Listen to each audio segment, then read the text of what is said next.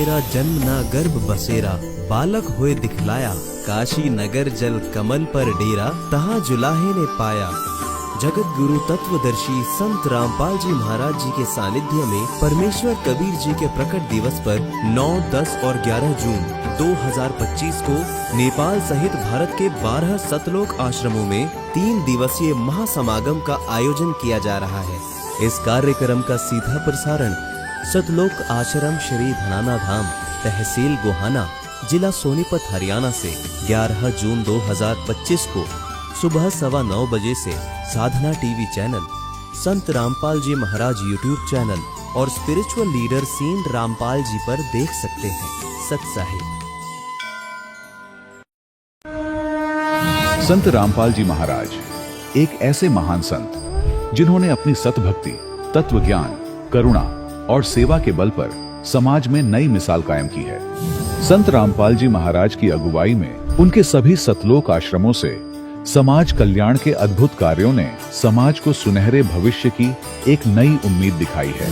संत रामपाल जी महाराज से नाम दीक्षा लेने के बाद लाखों लोगों की लाइलाज बीमारियां जैसे कैंसर, एड्स आदि ठीक हुई। संत जी के ज्ञान से प्रेरित होकर उनके अनुयायियों ने लाखों यूनिट रक्तदान किया। संत जी ने लाखों बहन बेटियों का दहेज मुक्त विवाह करवाया।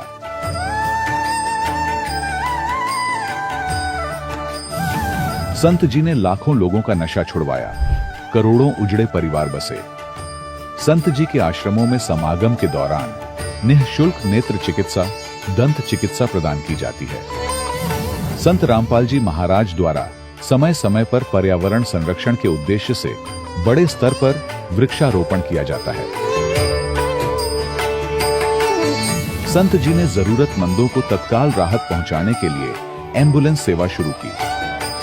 संत जी अपने अनुयायियों को देहदान के लिए प्रेरित करते हैं, जिससे मानवता की सेवा और चिकित्सा क्षेत्र में सुधार हो सके। संत रामपाल जी महाराज के सभी आश्रमों में हर रोज निःशुल्क भंडारा आयोजित किया जाता है, जहां हर वर्ग, हर जाति और हर धर्म के लोग एक साथ बैठकर भोजन करते हैं।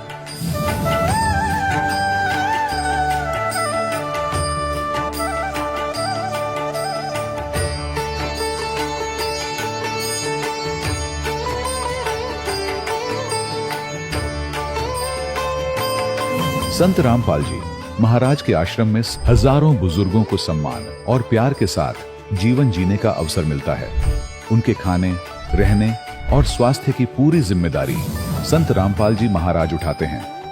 अनाथ बच्चों के लिए संत रामपाल जी महाराज के सभी आश्रम किसी वरदान से कम नहीं। यहाँ उन्हें शिक्षा, संस्कार और भविष्य के लिए बेहतर अवसर प्रदान किए जाते हैं। चाहे बाढ़ हो, भूकंप या महामारी, संत रामपाल जी महाराज और उनके अनुयायी हमेशा ही जरूरतमंदों के लिए सबसे आगे खड़े रहते हैं। कोविड महामारी के दौरान संत रामपाल जी महाराज के आश्रमों से करोड़ों लोगों के लिए भोजन, दवाइयां और जीवन रक्षक सामग्रियां उपलब्ध कराई गई। चाहे गरीब की मदद हो या किसी शोषित और पीड़ित वर्ग के हक और सम्मान की लड़ाई, संत रामपाल जी महाराज ने हमेशा ही उनकी दबी आवाज को सरकारों तक पहुंचाया है और उन्हें उचित न्याय दिलवाने में अहम भूमिका अदा की है। समाज में आध्यात्मिक और सामाजिक मूल्यों के प्रति जागरूकता लाने में संत रामपाल जी महाराज हर कदम पर मानवता के सच्चे सेवक साबित हुए हैं। संत रामपाल जी महाराज का जीवन हमें सिखाता है कि सच्ची सेवा वही है जो निस्वार्थ भाव से की जाए। आइए हम भी इस महान सेवा के कार्य में इस महान संत से जुड़ें और संत रामपाल जी महाराज से नाम दीक्षा लेकर अपने जीवन को धन्य बनाएं।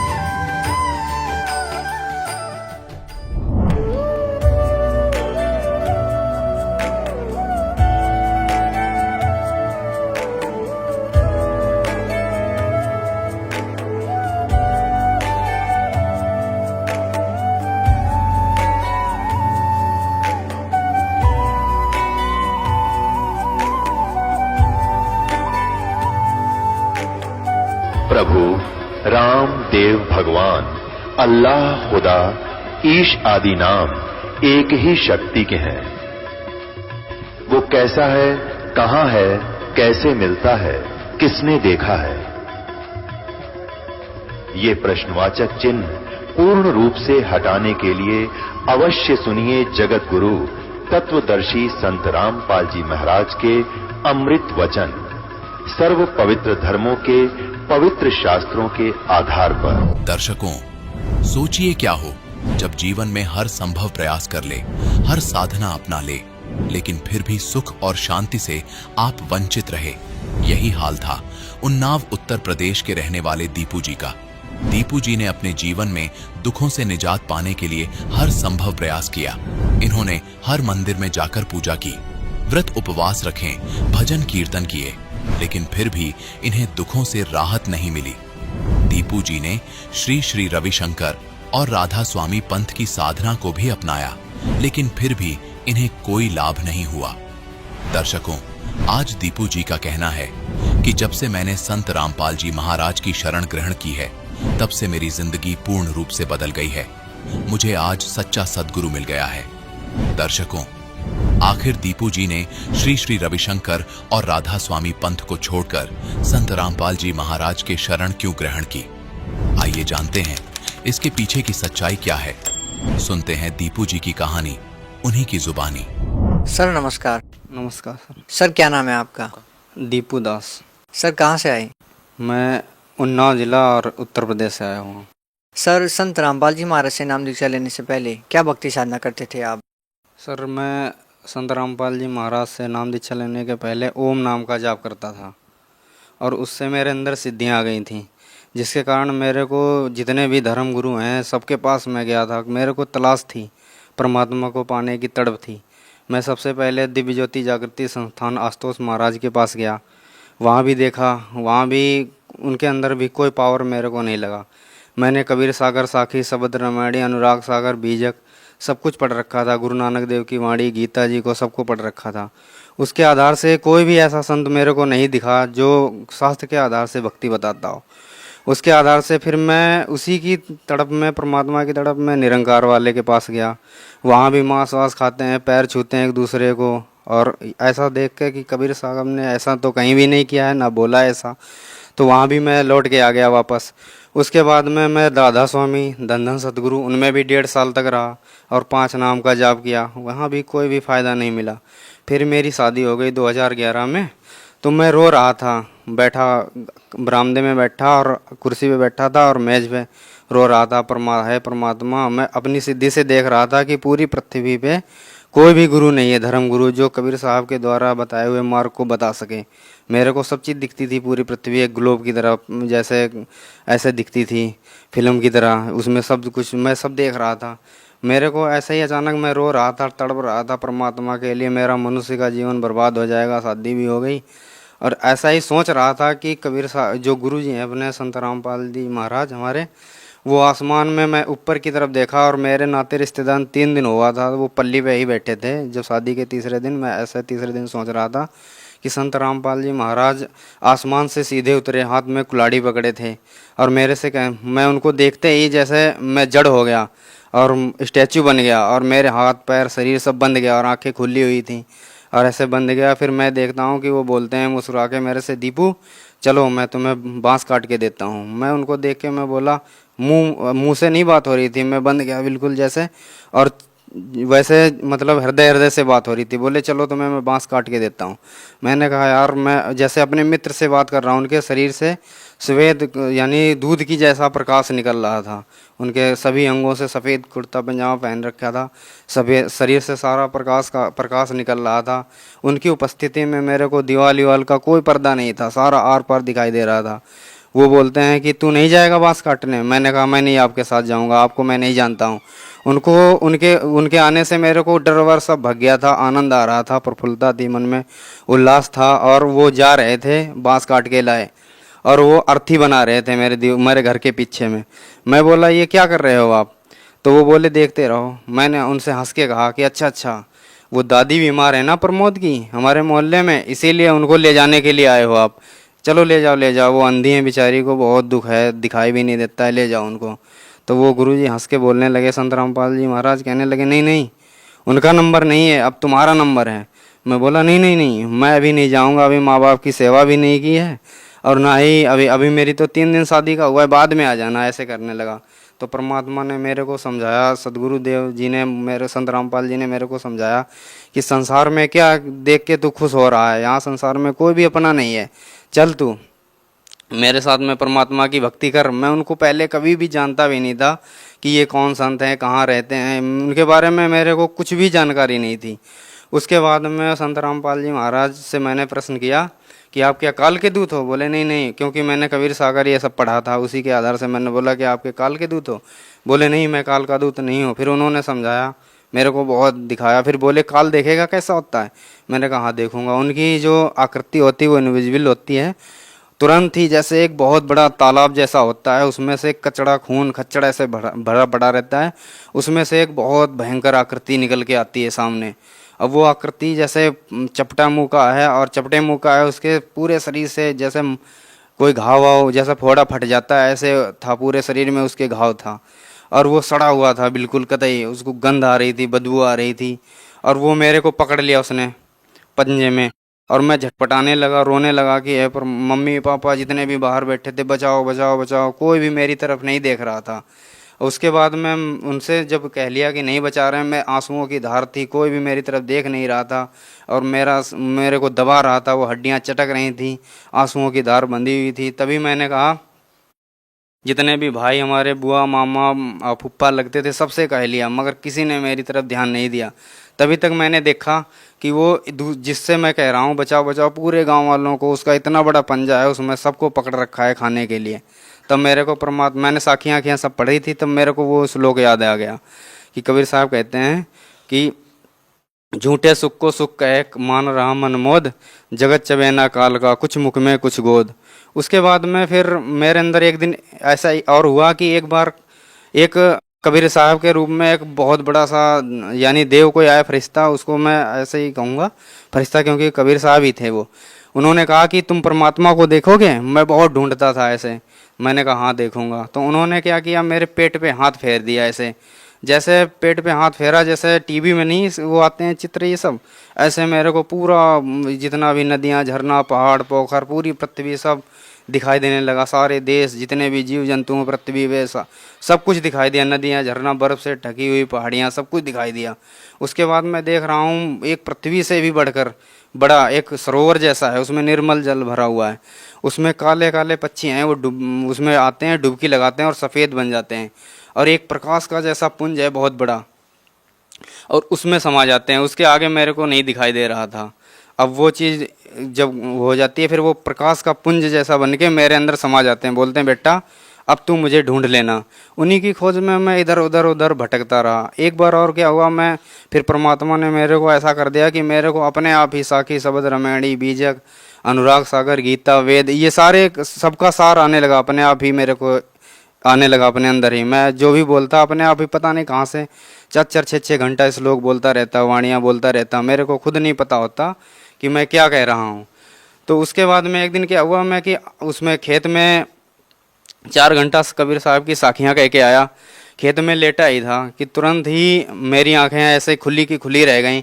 आसमान की तरफ देखा, चांदनी पूर्णिमा की रात थी, चांदनी थी पूरी और नक्षत्र जगमगा रहे थे। थोड़ी देर बाद देखा 11 बजे का टाइम था रात को कि सारे नक्षत्र चंद्रमा सब गायब हैं, कोई भी दिखाई नहीं दे रहा, चांदनी केवल दिखाई दे रही है। मैंने सोचा कि अभी ये कहाँ चले गए, अभी तो यहीं पे जगमगा रहे थे। ऐसा ही विचार कर रहा था कि मेरे अंदर आनंद आया और हमारी आंखें खुली की खुली रह गईं। अचानक ही एक किताब प्रकट होती है आसमान में सफ़ेद रंग की, और उस किताब पे जैसे हम लोग टाइपिंग करते हैं ना, वैसे ही नक्षत्र चंद्रमा तारा सब कट कट कट टाइपिंग होते हुए चले जाते हैं। फिर वो किताब जो भर जाती है वो गायब हो जाती है। उसके बाद में गुलाबी रंग का कमल निकलता है और पूरे आकाश में खिल जाता है। जब गुलाबी रंग का कमल खिल जाता है उसमें देखता हूँ कि गरीबदास जी महाराज गेरुए रंग की जो ड्रेस पहने हैं कपड़े, उसको पहन के सिरा उस पे आसन पे जैसे उसमें है और वैसे बैठे हुए हैं, आशीर्वाद ऐसे दे रहे हैं, मुस्कुरा रहे हैं और ऐसे ऐसे भाव भी मेरी तरफ कर रहे हैं। मैं उनको जानता भी नहीं था, और इतना कोमल, इतना वैसा पारदर्शी शरीर, जैसे कमल की पंखुड़ियों से भी हल्का आर पार दिखाई दे रहा उनके शरीर से, यानी सोने जैसी लाइट निकल रही थी पूरे शरीर से। और जैसे कहते हैं वेदों में कि लोग कहते हैं कि उसकी प्रतिमा कोई नहीं है, तब मेरे को परमात्मा के बारे में समझ में आया कि संसार में वास्तव में उसकी कोई प्रतिमा नहीं है, उसके जैसा कोई है ही नहीं यहाँ पे संसार में। इस प्रकार से देखा। और फिर एक बार मेरा जो दोस्त है, अब भगत है वो पहले, तो मैं एक बार ऐसे ही परमात्मा का ध्यान करते करते, नाम भी नहीं लिया था उसके पहले कि ये सब घटनाएं हैं, ऐसे ही ध्यान करते करते मेरे को एक दोस्त आया मेरा और गाड़ी में बिठा के ले गया आसमान में। वहाँ पे बिना नींव, कमल खिला हुआ है, बिना नींव का मंदिर है, और वहाँ पे हिंदू मुस्लिम सिख ईसाई ये कोई भी वैन नहीं है, सभी धर्मों के लोग आ रहे हैं, आपस में मिल के रह रहे हैं। फिर आपस में वहाँ पे बिना नींव का वो कमल का फूल है, कोई उसका आधार नहीं है, उसमें आरती हो रही है। उसको देख के वहाँ पे बहुत शांति है, कोई भी लड़ाई झगड़ा नहीं, कोई जुरिडिक्शन बाउंड्री नहीं, कोई समय सीमा, मुल्क, दायरा, जात पात, वहाँ कुछ भी नहीं। उसको देख के मैं सोचा कि मैं यहीं रहूँगा, यहीं रहूँगा। वो थोड़ी देर बाद मैं वहाँ घूमता फिरता रहा, तो थोड़ी देर बाद वो लड़का बोला कि चलो तुम्हारा यहाँ काम ख़त्म, नीचे जाओ। मैं बोला नहीं नहीं मैं नहीं जाऊँगा। ज़बरदस्ती वो करने लगे, 4-5 आए, मेरे को ज़बरदस्ती भेजने लगे नीचे। जैसे ही मेरे को ज़बरदस्ती नीचे भेजने लगे, मैंने कहा अच्छा भेज तो रहे हो नीचे, मगर मेरे को यहाँ का पानी पी लेने दो। जब मैंने कहा पानी, कोई पात्र दो ऐसे, तो उन्होंने मेरे को जो चलनी होती है जिसमें आटा वाटा निकाला जाता है वो देते हैं। वो नल में लगाता हूँ तो सारा पानी नीचे चला जाता है। मैं सोचता हूँ कि अरे यार तुम मेरे को मूर्ख बना रहे हो, उनसे कह रहा हूँ, और ये तो इसमें तो पानी रुकेगा भी नहीं, ये तो सारा नीचे चला जाएगा। तो वो उसने कहा कि इसी प्रकार से बिना गुरु के सारा ज्ञान जो भी अर्जित करोगे सब नीचे ही चला जाएगा, टिकेगा कुछ भी नहीं। तो इस प्रकार से फिर मैं गुरु की तलाश में निकला। फिर मैं दिल्ली में आ गया तो दिल्ली में ज्ञान गंगा मेरे को एक भगत जी ने दी। भगत जी ने जब ज्ञान गंगा दी, उसको पढ़ा, जो वो ज्ञान जो मेरे अंदर पहले से फीट गया था परमात्मा ने, जो मेरे को परमात्मा ने बताया था, सदगुरुदेव रामपाल जी ने, और जो पहले से बताया था उसी में सब कुछ लिखा मिला वैसा ही। वो मेरे को पढ़ने से पहले ही पता चल गया पूरा, एक लाइन पढ़ता आगे ज़्यादा समझ में आ जाता। उसके हिसाब से फिर गुरुजी का एक दिन सत्संग मेरे को देखने को मिला। जब सत्संग देखा तो गुरुजी उत्साह के साथ और खूब जोश से परमात्मा की वाणी को बता रहे थे। और ऐसा मैंने अन्य संतों के पास गया, वो केवल सद्गुणों की पुष्टि करते हैं पहले, फिर उसके बाद में अपना मत प्रकट करते हैं। अपना मत प्रकट करने के बाद जीवों को सम्मोहित करके, यानी वाणी से वो करके, फिर उनको पाखंड, आडंबर, बाहरी कर्मकांड ये सब बताते हैं, जिससे उनकी जीवों की बुद्धि नष्ट हो जाती है। और उसके बाद में काल का ये सब पाखंड, आडंबर ये सब है, फिर जीव के अंदर आशाएं, इच्छाएं, तृष्णाएं और ये भोग विलास के प्रति इच्छा ये सब जागृत होती है, और उनके पास कुछ भी नहीं है, इसीलिए उनको कोई लाभ नहीं होता है।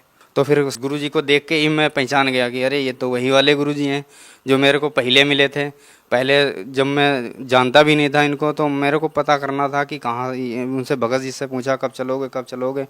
मेरे को इतनी तड़प हुई कि सदगुरु जी के वहाँ जाके नाम दीक्षा ली, और वहाँ जाते ही मेरे को ऐसा लगा कि जैसे मैं इन सबको पहले से ही जानता हूँ, और उन सब से इतना हिल मिल गया कि वो सब अपने जैसे लगने लगे। वहाँ जाके ऐसा भाव, ऐसा कि ये तो वहाँ तो ईंट पत्थर में हम भटक रहे थे, धक्के खा रहे थे, ये तो जागृत मंदिर है। सब जितने भी थे वो हम ईंट पत्थर के देवता बनाए हुए थे, यहाँ तो सारे देवता ही देवता हैं। उनसे मिलकर मेरे को बहुत खुशी हुई।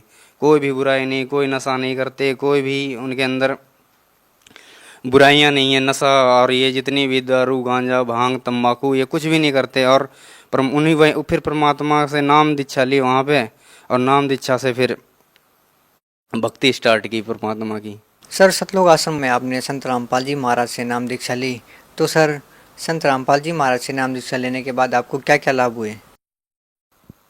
सबसे पहले तो मेरे को जो हमारे अंदर बहुत से प्रश्न रहते थे कि परमात्मा कैसा है, कहाँ मिलेगा, ऐसे वो तलाश ख़त्म हुई, और हमारे अंदर जो तड़प थी वो भी शांत हो गई। जो हमारा मानसिक, आध्यात्मिक, शारीरिक, भौतिक पतन हो चुका था, वो सदगुरुदेव के यहाँ आने से फिर से उत्थान चालू हुआ। और हमारी जो इंद्रियां हैं ये भी कम, मतलब हमारे परमात्मा के जाप के, जब सदगुरुदेव रामपाल जी के द्वारा सतनाम के जाप करने से जो हमारी इंद्रियां हैं, हमारी जो बुद्धि है जो बिल्कुल ख़त्म हो चुकी थी, उसमें क्या है कि परमात्मा के नाम से उस बुद्धि को निर्मल कर दिया। उसके बाद में मेरा सर दर्द करता था आधा, क्योंकि मैं सोचता रहता था, ऐसे ज़्यादा चिंतन करता था, इसलिए सर दर्द मेरा आधा किया करता था। सदगुरुदेव के यहाँ नाम दीक्षा लेने से वो सर दर्द भी ख़त्म हो गया। आज मेरे को 3 साल हो गया, सर दर्द नहीं हुआ। उसके उपरांत एक बार क्या हुआ कि मेरे को पहला नाम लिया था, दूसरा हाजिरी लगवाने के लिए आना था। मैंने 13 ड्यूटी की थी केवल कंपनी में, और मेरे को कमरे का भी किराया देना था, वो सब देना था, रूम रेंट का ये सब। मैं घर चला गया था, दादी बीमार थी। उसके बाद मैं लौट के आया तो उसमें देखता हूँ कि मेरे पूरे महीने की सैलरी आई हुई है। तो ये सदगुरुदेव की कृपा से मेरे को लाभ मिला। सर, जो लोग संत रामपाल जी महाराज से जुड़ना चाहते हैं वो संत रामपाल जी महाराज से कैसे जुड़ सकते हैं? चैनल पे सदगुरु रामपाल जी का सत्संग आता है, उसमें जो नीचे लिखा हुआ आता है उसको जो उनसे जुड़ना चाहते हैं वो अपने उसमें नोट करें। और उनके जगह जगह पे वो ब्रांचें खुल चुकी हैं, जगह जगह पे अपने नज़दीकी उस भगत से संपर्क करके और वहाँ पे जाएं और नाम दीक्षा लेके अपना मनुष्य जीवन का प्रथम जो उद्देश्य है वो कल्याण करवाएं अपना मानव जीवन का, और सत्यलोक में चलें भक्ति करके। सर, यहाँ में एक और बात देखने को मिलती है कि संत रामपाल जी महाराज जी के शिष्य गीता, वेद, पुराण, बाइबिल सभी धर्मशास्त्रों के बारे में बहुत गहरा ज्ञान रखते हैं, जबकि देखा जाता है कि आज के समाज में जैसे कंप्यूटर युग चल रहा है सर, इस युग में धर्मशास्त्रों के बारे में इतना ध्यान नहीं दिया जाता। लेकिन सर, संत रामपाल जी महाराज जी के शिष्य सभी धर्मों के शास्त्रों के बारे में इतनी गहरी जानकारी रखते हैं, सर क्या कारण है? ऐसा है, जैसे समुद्र का अध्ययन करना है तो हम लेबोरेटरी में समुद्र को नहीं ला सकते, उसकी कुछ बूंदों के हिला के हम पूरे समुद्र की गुणवत्ता और इसमें क्या क्या गुण है ये सब पता लगा सकते हैं। इसी प्रकार से हमारे जो गुरुजी हैं सभी शास्त्रों को, गीता जी को, वेदों को, यानी तुलनात्मक तरीके से उसका जो सार निकाल के दे देते हैं। वो जो की है मास्टर ऑफ की, जो पूरे शास्त्रों का ज्ञान, और वो सब सिंपल लैंग्वेज में बताते हैं, जिसके द्वारा उन्हें आसानी से समझ में आ जाता है और वो बहुत जल्दी ही उस ज्ञान से परिपूर्ण हो जाते हैं। सर, बहुत धन्यवाद आपका।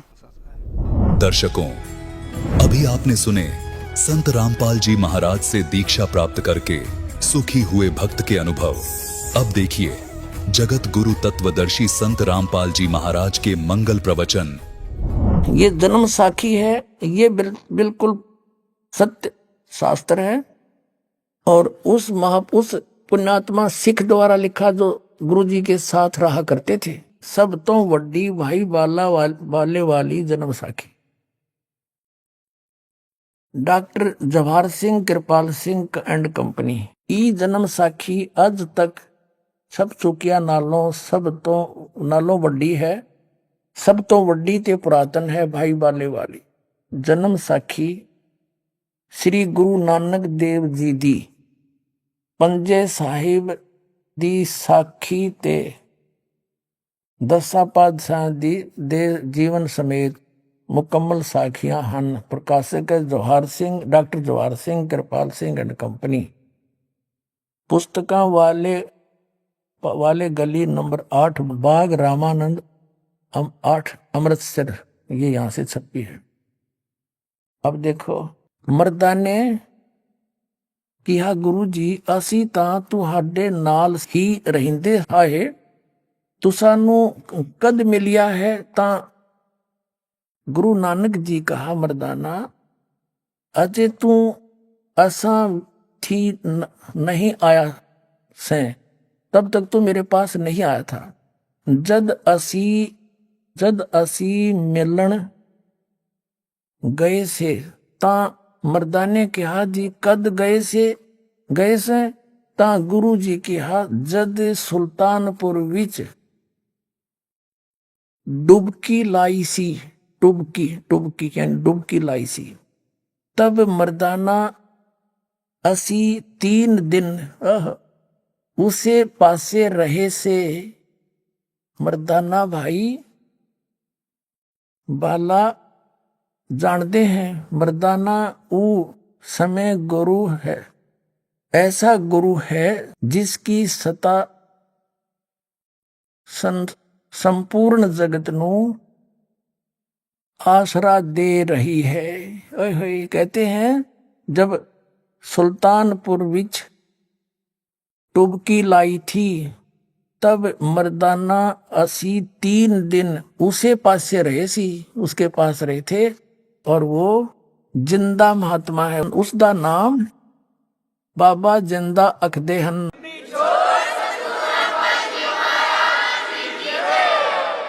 अब एक और कंसेप्ट क्लियर करें। एक बार गुरु नानक साहिब जी की और एक काजी की गोष्ठी हुई। तब काजी ने प्रश्न किया, तब गुरु नानक देव जी उसका उत्तर देते हैं। किस प्रकार देते हैं और दिखाते हैं आपको। पहले एक और गजब की इसमें इसी पुराण संग्रह में कमाल की बात मिली है पुण्यात्माओं, क्योंकि सच्चाई ऊपर आए बिना रहा नहीं करती। अब देखना, दास ने कहा था आपको, जैसे धर्मदास जी को परमात्मा ने कहा था, धर्मदास मेरी लाख दवाई। वही जिंदा महात्मा के रूप में उनको मिले थे मथुरा में, और कहा था धर्मदास मेरी लाख दवाई। ये सार नाम और सतनाम की तो बाहर ना जाई, ये मूल ज्ञान बाहर ना जाई, और मूल ज्ञान बाहर जो पढ़ी बिचली पेढ़ी हंस नहीं तेरी। तो ये क्या बताते हैं नानक साहिब जी? मर्दाना ने पूछा कि भगवान, नानक साहब बताते हैं कि मैं जब सतपुरुष से मिला वहां सचखंड में, तो उस सब के पालनहार विष्णु के पास में गया।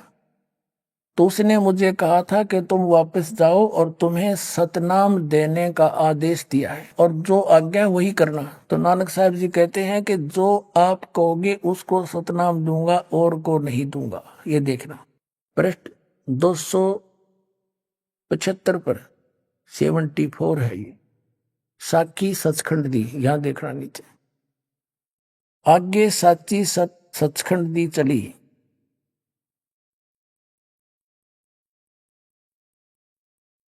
अब यहां से है कि ता गुरु नानक जी धुर सचखंड दरबार में जाई पहुंचे, जहां बड़ा प्रकाश है, और प्रकाश रूप तखत ते ऊपर सत निरंकार ज्योति पुरुष बैठे हैं, ज्योति स्वरूप बैठे हैं। अब ये प्रकाश निराकार बिना आकार का नहीं, पुरुष बैठे हैं, स्वरूप बैठे हैं, ज्योत स्वरूप बैठे हैं। संपूर्ण भगत अवतार हाथ जोड़ के खड़े हैं। पुणात्मा, कई भक्त आए हैं जो पंजाबी जानते अच्छी तरह, दास पे ना पढ़ा ज्यादा, तुम भी मनतावत इसी है, पर कोशिश करूंगा पूरी समझाने की। फिर भी दास से कुछ फर्क रह जाए, तुम खुद पढ़ते रही हो। यहाँ लिखा है कि सत संपूर्ण भगत अवतार हाथ जोड़ के कर खड़े हैं। अते बाबा नानक जी जो कोटान सूरज के समान प्रकाश, कोटान यानी कोटों सूरज के समान प्रकाश है, कोटान चंद्रमा जैसा शीतल इसका प्रकाश है। उस सच्चे प्रकाश विखे प्रवेश किया, उस ज्योत रूप भगवान की उस्तत करी, यानी प्रार्थना करी। आगे आगे उस पुरुष निरंकार विष्णु जी विराजमान है। उस ज्योत रूप भगवान की उस तत्व यानी उसकी स्वरूप विष्णु जी विराजमान है। अब यहाँ नानक साहिब जी किसको विष्णु कह रहे हैं? जैसे वेदों में कहा है, अग्नि तनुऋषि विष्णुवेतवा सोमस्य तनुऋषि, सबका धारण पोषण करने वाला सतपुरुष विष्णु, उसको विष्णु कहते हैं। ये तो बाद में विष्णु नाम रखे इन्होंने, उनकी उपमा से विराजमान है, साकार है और सर्वशक्तिमान। और भगवंत जी ने कहा, आऊ नानक भक्त तू सदा ही मेरे में मिलिया है, तेरे और मेरे में कोई भेद नहीं। पर जिस वास्ते संसार में सतनाम उपदेश के जपाउन के वास्ते गए से सो दृढ़ाया है, ता श्री गुरु नानक जी की सर्वंग स्वामी, हे सब के मालिक, जहां आप दी आज्ञा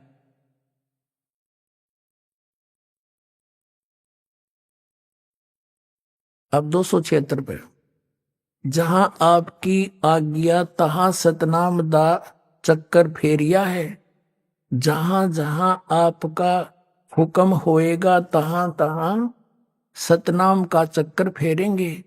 आगे जिਵੇਂ आपकी रजाई होएगी, आपकी रजा होएगी त्यों ही होएगा। ऐसा कही कर श्री गुरु जी ने शब्द विचारण कीता।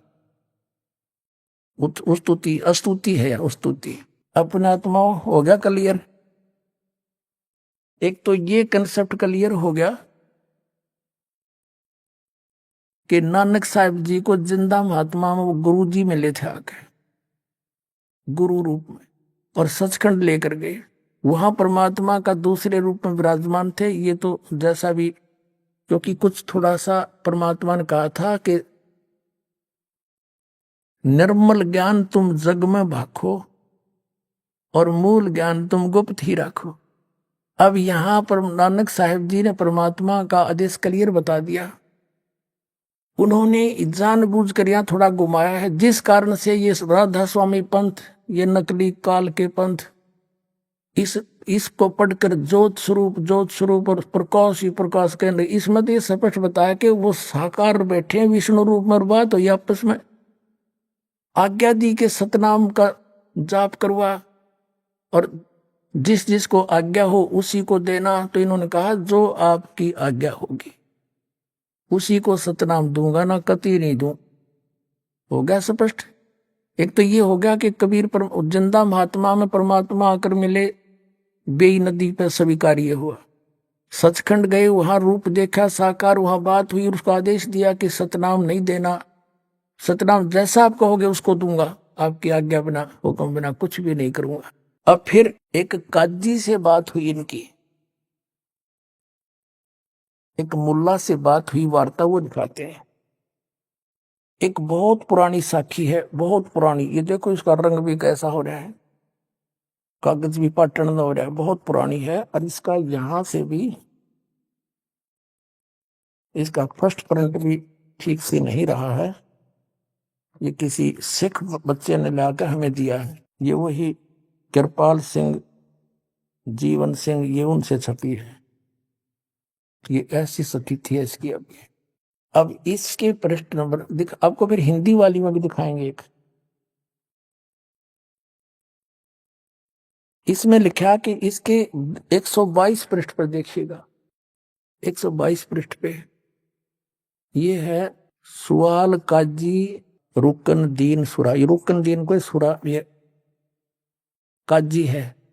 तो हम यहां पढ़ेंगे, इनकी आपस में वार्ता हो रही है। तो नानक साहब ने कहा, नानक आखे रुकन दीन सच्चा सुनो जवाब, चारों कूट और सलाम कर, ता ऊ होवे सवाब, ता तू ही होवे सवाब।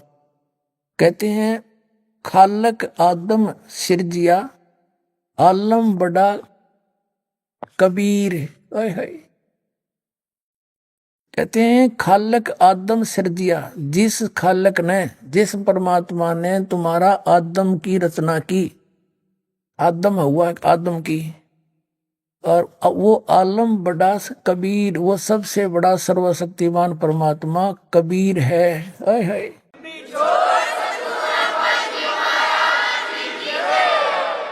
और फिर कहा कि कायम दायम और कुदरती और सिर पीरा दे पीर, सब गुरुआं के गुरु और आलम बड़ा कबीर।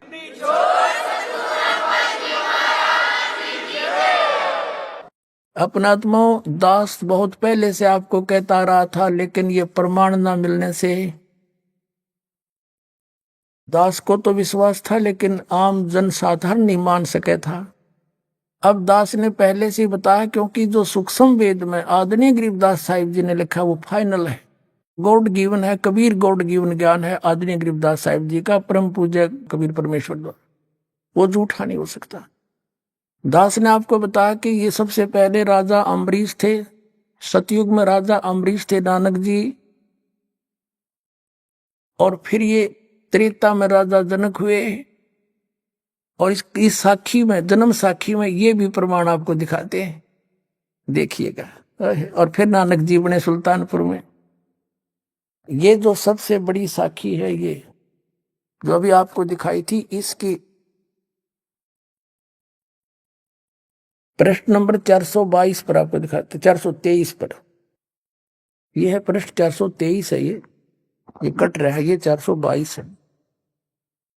यहाँ देखिए, ये किसी सिख बच्चे ने दिया, उसने इस परमात्मा के ज्ञान से परिचित होकर के स्वयं निशान लगा रखेंगे। यहाँ लिखा है सतगुरु गुरु मेहरबान त्रेते, त्रेते माने त्रेता युग में, त्रेते जनक बदे है, त्रेता में जनक बदे ही, और हरिचंद द्वापर गुरु, और कलयुग नानक देव। कलयुग में नानक देव सतगुरु मेहरबान त्रेते जनक विदेही, और हरिचंद द्वापर में, और गुरु नानक कलयुग में, कलयुग नानक देव। इन्होंने तो एक और बता दिया कि द्वापर में हरिचंद आए थे, बाकी आगे देखेंगे। यहां देखो, यहां पर है कि त्रेता युग विच गुरु जी जनक विधेयी होया, और अर सिद्धि करोड़ी एक 35 आया ता। इस श्लोक का ये अनुवाद करता हुआ रहा, इसने अपने हिसाब से किया है। आगे भी लिखा होगा बहुत सा, इतना इस दास ने इतनी पढ़ नहीं आती, और ये सिख समाज के पास तो उपलब्ध है, ध्यान से खूब पढ़ सकते हैं। ये साखी कौन सी है? साखी अजिते, ये है साखी अजिते रंधावे दी, इसके अंदर है ये। इसमें स्पष्ट लिखा है कि सतगुरु गुरु मेहरबान त्रेते जनक बदेह, और हरिचंद द्वापर में, और गुरु कलयुग नानक देव। इस प्रकार ये सारा उन्होंने इसमें अपना हिसाब से अनुवाद किया। अब आप जी ने जो देखी वो पंजाबी यानी गुरमुखी लिपि वाली साखी देखी, हिंदी वाली और दिखाते हैं। इसमें इन्होंने कुछ फेरबदल कर दिया है, और जहां ये विचलित नहीं हुए वो एज इट इज लिख दी है। हिंदी करते समय इन्होंने कुछ मसाला काट दिया, अब देखना, और कुछ बहुत कुछ छुपा है इसमें, ये देखिए अभी शेष बचा है। ये है हिंदी वाली, भाई बाले वाली, श्री गुरु नानक देव जी की जन्म साखी, भाई चतर सिंह जीवन सिंह अमृतसर से छपी है।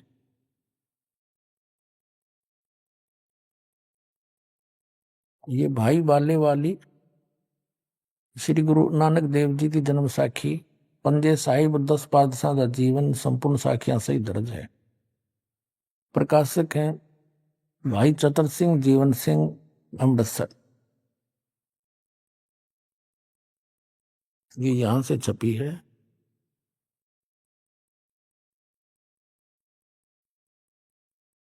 माया बाजार माया सेवा अमृतसर, ये इनके फैक्स और फोन नंबर है। भाई चतर सिंह जीवन सिंह, ये मुद्र का जीवन प्रिंटर्स अमृतसर। इसमें हिंदी में और पढ़िए, आराम से आनंद आओगा आपको। ये है पृष्ठ 197 पे, 197 पे, सवाल काजी रुकनदीन सूरा के। नानक साहिब जी से कोई सवाल किया, जवाब श्री गुरु नानक देव जी का। हम यहां से पढ़ेंगे अपने काम का। नानक आखे रुकनदीन सच्चा सुनो जवाब, चारों कोट सलाम करता ही ता तू ही होवे सबाब। अब 198 पे साखी मक्के मदीने की, वो नीचे है 198 पे, पृष्ठ 198 पे। अब खालक आदम सिरजिया, यानी जिस भगवान ने आदम की उत्पत्ति की, आलम बड़ा कबीर, वो सबसे बड़ा परमात्मा कबीर है। अब यहाँ मुसलमान भाई कबीर का अर्थ बड़ा करते हैं, तो नानक साहब ने समस्या हल कर दी है कि वड्डा कबीर, इसका अर्थ भी करना भूल जाओगे कि इस कबीर का अर्थ बड़ा होगा, कर दिया होगा यहाँ पर। खालक आदम सिरजिया आलम बड़ा कबीर, और कायम दायम कुदरती सिर, कुदरती सिर पीरा दे पीर।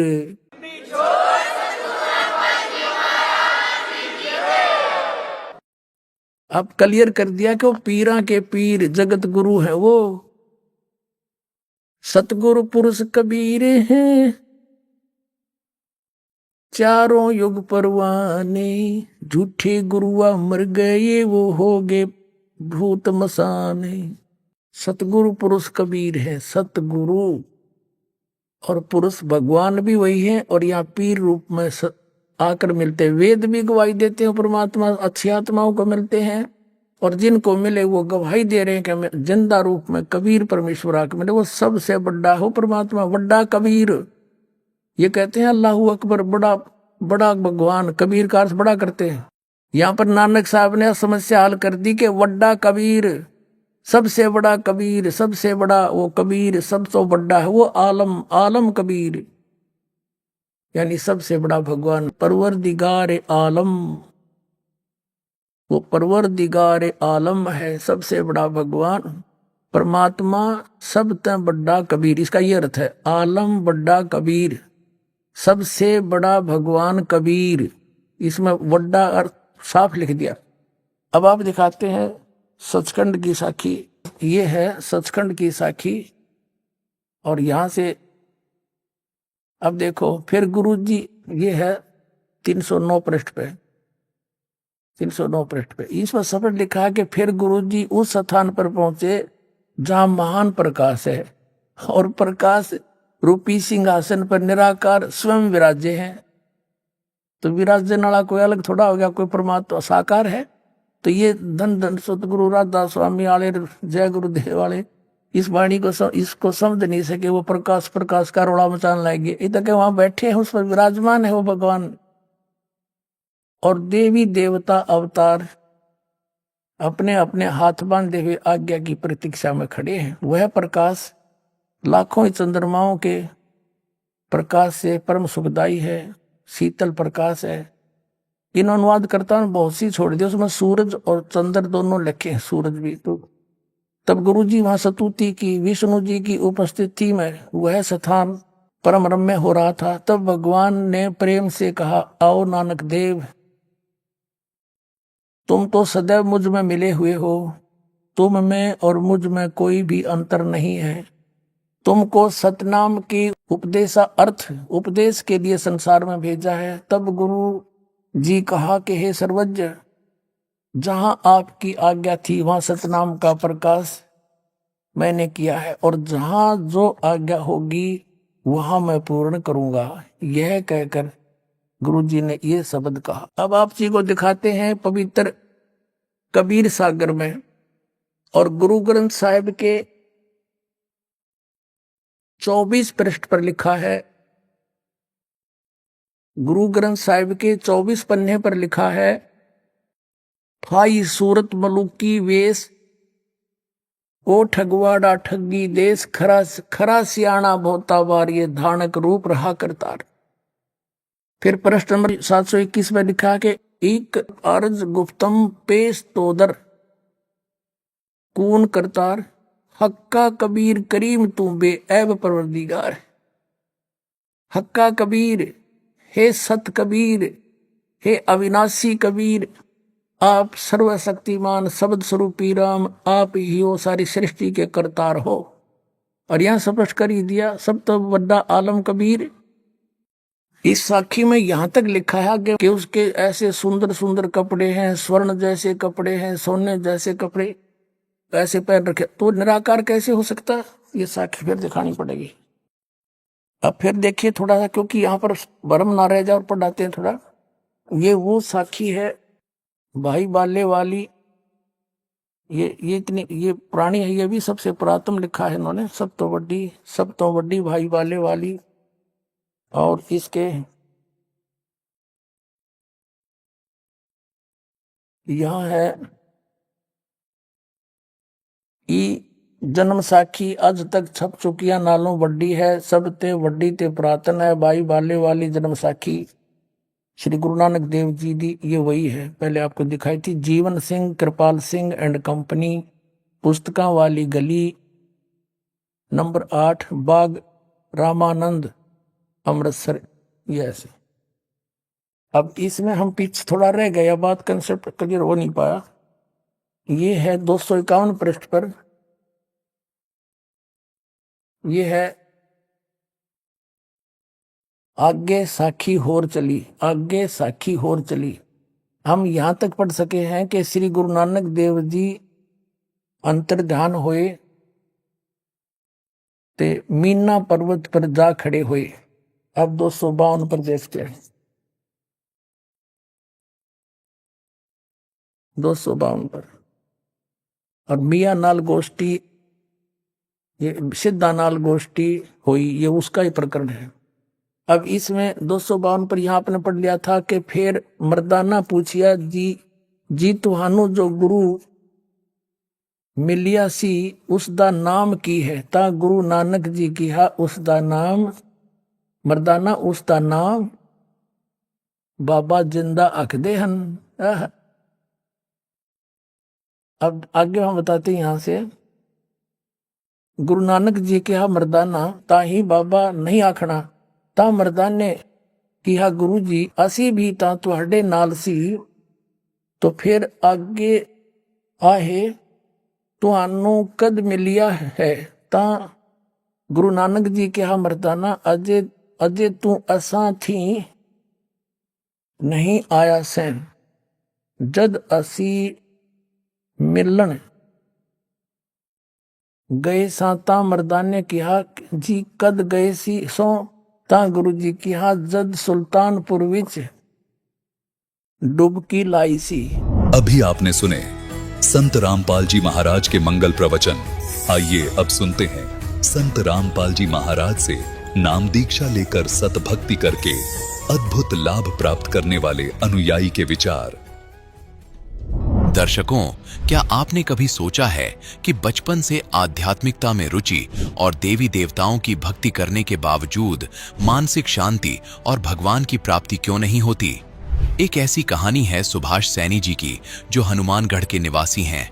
सुभाष जी ने हनुमान जी, गोगा जी और रामदेव जी की पूजा की, देवी देवताओं की आराधना में जीवन समर्पित किया। लेकिन सालों की भक्ति के बावजूद उन्हें न तो भगवान की प्राप्ति हुई और न ही कोई विशेष लाभ मिला। फिर उनकी जिंदगी में बदलाव तब आया जब उन्होंने संत रामपाल जी महाराज का अद्भुत ज्ञान सुना, जो आज तक सुभाष जी ने अपने जीवन में कभी नहीं सुना था। इससे प्रेरित होकर उन्होंने नाम दीक्षा ली। इसके बाद इनके जीवन में वो सुख और शांति आई जो वे वर्षों की साधना से नहीं पा सके थे। आखिर ऐसा क्या था संत रामपाल जी महाराज के ज्ञान में, जिसने सुभाष सैनी जी के जीवन को पूरी तरह बदल दिया? आइए सुनते हैं सुभाष सैनी जी की कहानी उन्हीं की जुबानी। सर नमस्कार। नमस्कार सर। सर क्या नाम है आपका? मेरा नाम सर सुभाष दास सैनी है, गांव टिब्बी, जिला हनुमानगढ़, राजस्थान का निवासी हूँ।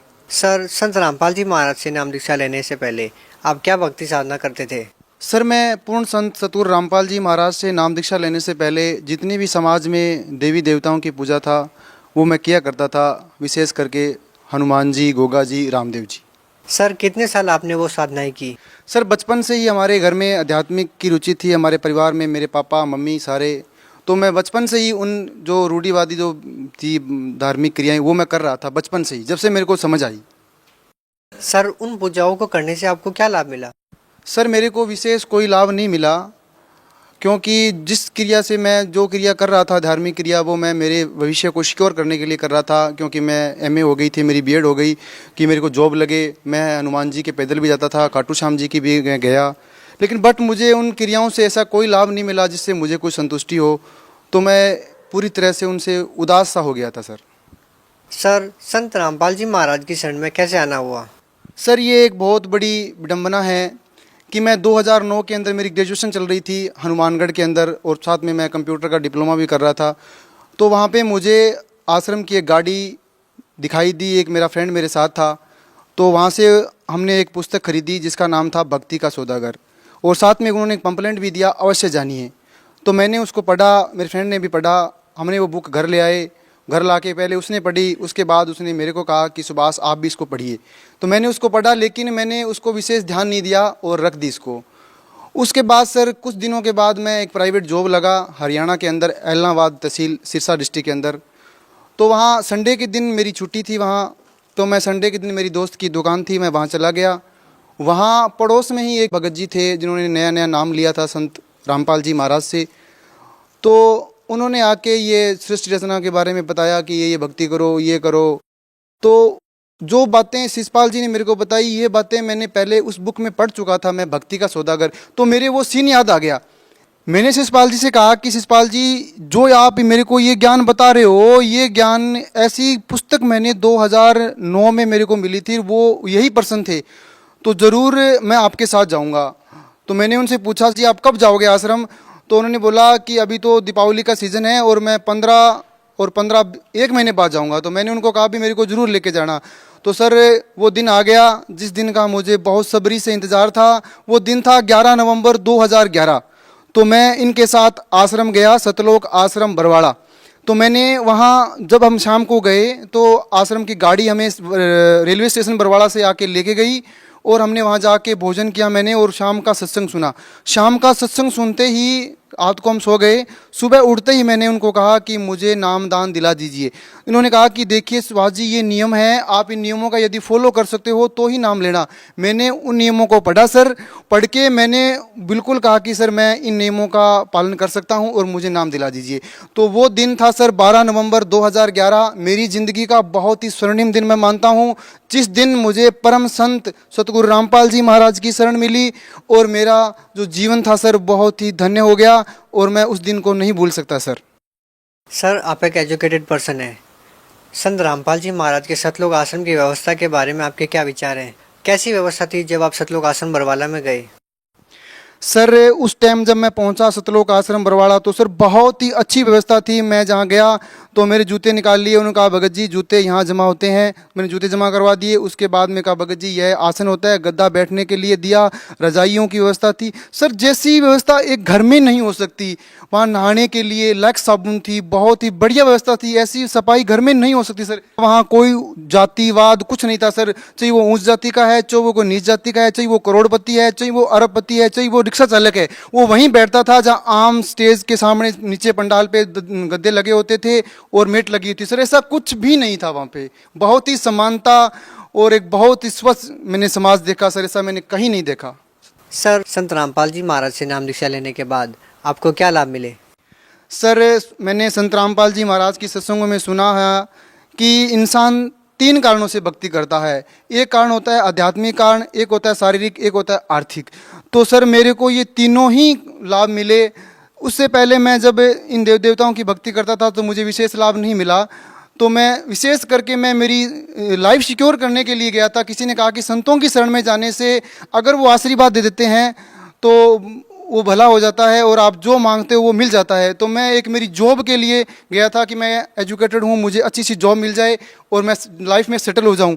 तो मैंने उसके कुछ दिन बाद परमात्मा से अरदास लगाई कि सतगुरुदेव जी मुझ दास पे दया कीजिए, मेरा कोई ऐसा बिजनेस नहीं है, मेरी जॉब सिक्योर नहीं हो रही। तो संत रामपाल जी ने महाराज ने कहा बेटा ये भक्ति करो, परमात्मा सब कुछ देख रहा है, परमात्मा सब करेगा। और संत रामपाल जी महाराज की दया से मैं एक छोटा सा इंस्टीट्यूट किया। आज मेरा इंस्टीट्यूट पूरे हनुमानगढ़ डिस्ट्रिक्ट में टॉप पे है और मेरा बहुत ही बढ़िया बिजनेस है सर। मैं बहुत परमात्मा का आभारी हूँ, मुझे बहुत लाभ हुआ सर। सर और क्या लाभ मिले आपको? सर इसके अलावा मेरी लाइफ के अंदर बहुत यू टर्न आया सर। मैं मेरे बिजनेस के कंप्यूटर के पार्ट्स के लिए मैं हनुमानगढ़ डिस्ट्रिक्ट में जा रहा था। मेरा फ्रेंड मेरे बाइक पे था, तो हम दोनों बाइक पे जा रहे थे। तो सामने से एक बाइक और आ रहा था और पास में एक बैलगाड़ी थी।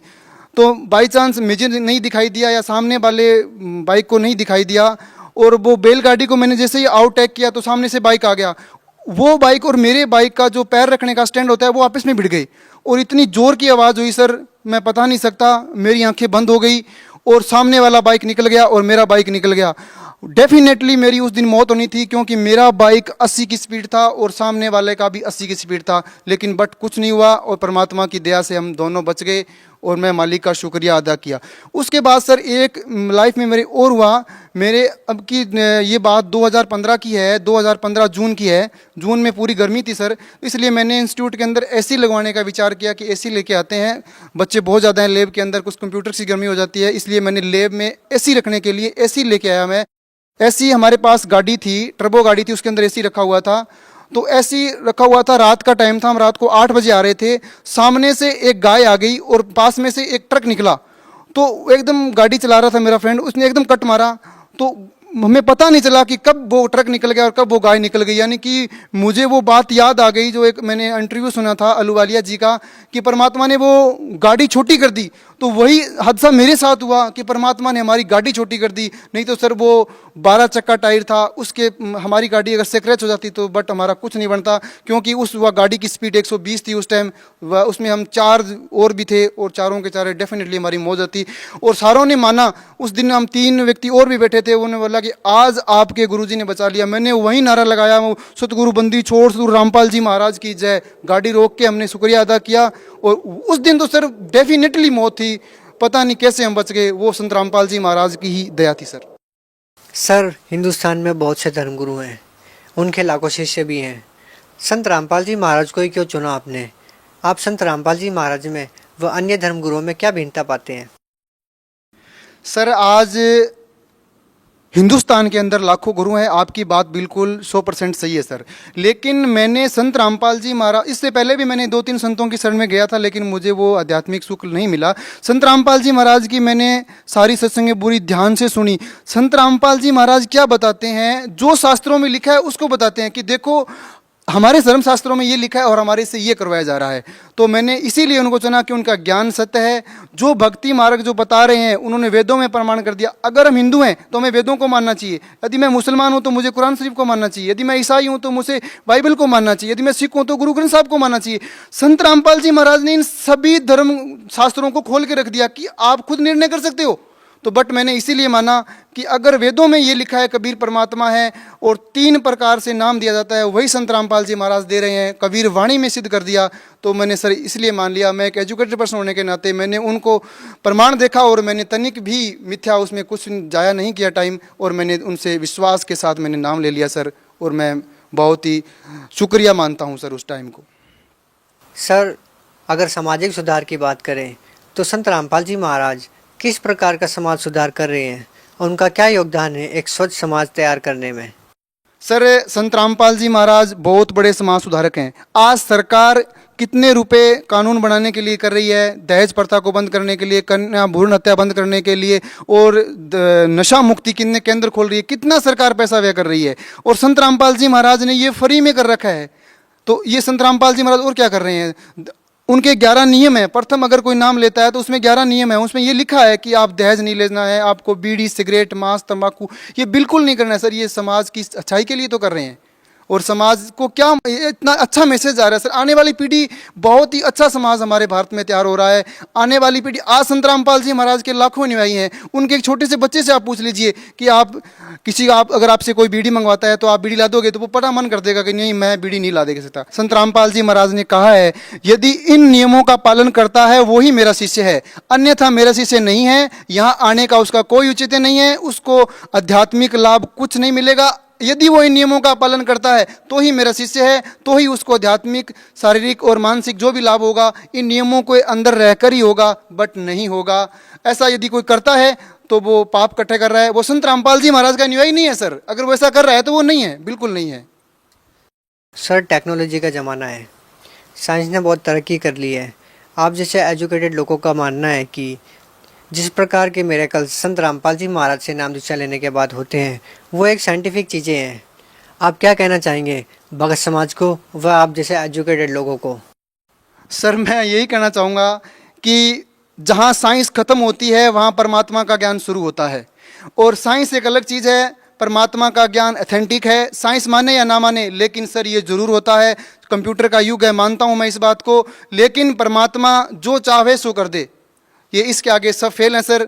और परमात्मा जो चाहे सो कर सकता है सर। मैं इस बात से पूरी सहमत हूँ कि परमात्मा जो चाहता है वो कर सकता है सर।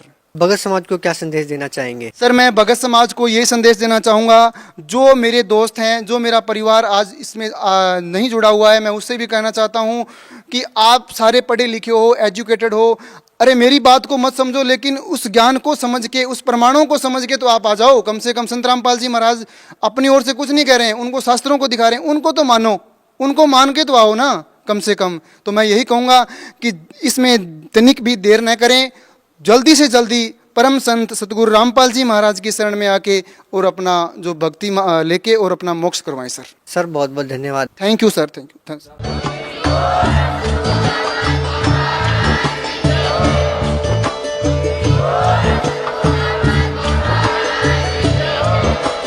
आप सुन रहे थे जगत गुरु तत्वदर्शी संत रामपाल जी महाराज जी के मंगल प्रवचन। अधिक जानकारी के लिए विजिट कीजिए हमारी वेबसाइट www.jagatgururampalji.org। संत रामपाल जी महाराज जी के शुभ आशीर्वाद से पूरे विश्व भर में 500 से भी ज्यादा नाम दीक्षा केंद्र हैं, जिन पर संत रामपाल जी महाराज जी द्वारा ऑनलाइन निशुल्क नाम दीक्षा दी जा रही है। अपने नजदीकी नाम दीक्षा केंद्र का पता करने के लिए संपर्क करें 8222880541।